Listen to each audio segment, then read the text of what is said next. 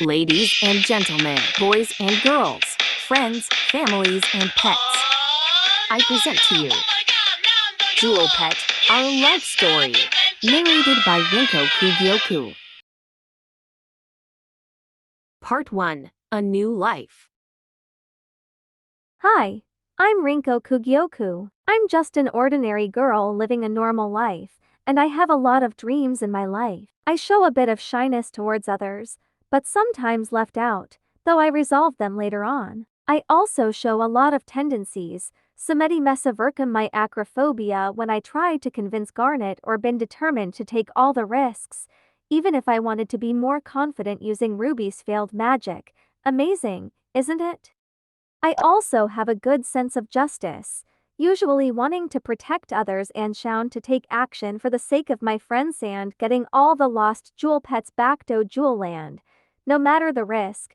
Usually, after I obtain the jewel stick, I start to obtain confidence, though using the said item would take me a while to get used to. Well, what do you know? My mom made me a dress with cross-stitch sampling. Silence is golden. Cross-stitch. Is that what I said? Cross-stitch? It makes me terribly cross as I stitch. Stitch, stitch, stitch. Work, work, work. I keep poking my fingers with the needle. And then I get little red dots on the material. I've been doing cross-stitch for ages.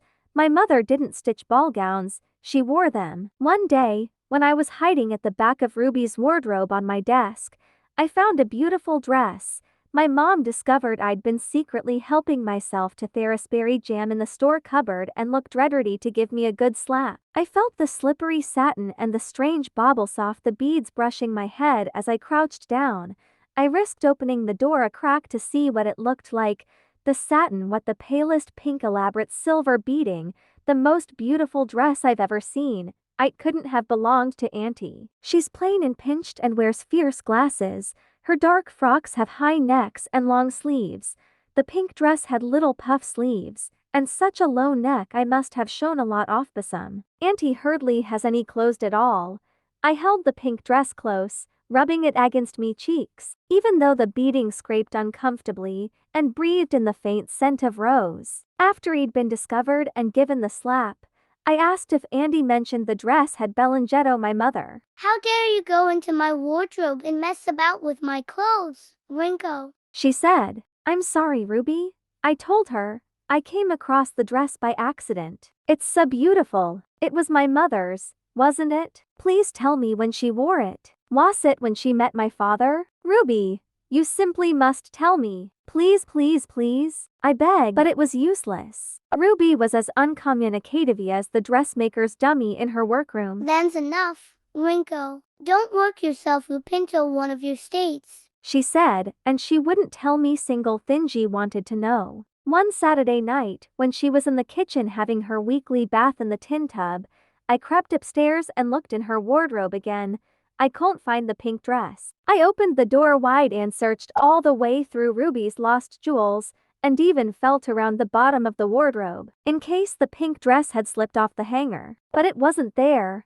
I waited until after I've had my own bath, and then, while Ruby was brushing my wet hair, I said as casually as I could, "Please may I have a peep at that lovely dress with the silver beads, Ruby?" Which dress? She said. Don't be silly, Rinko. I don't have any dresses like that. Yes, you do. I found it at the back of your wardrobe. It was my mother's, wasn't it? I pressed her. I think you've been dreaming, girl. A pink dress with silver beads. Even your great-grandmother in her heyday would have never worn such an outfit. There, your hair's nearly dry now. Up the little wooden stairs to Bedfordshire, if you please, she said, giving me a light tap on the shoulder with hairbrush. So that's the trouble with Ruby. She's as slippery as the pink satin dress. She'll never answer properly.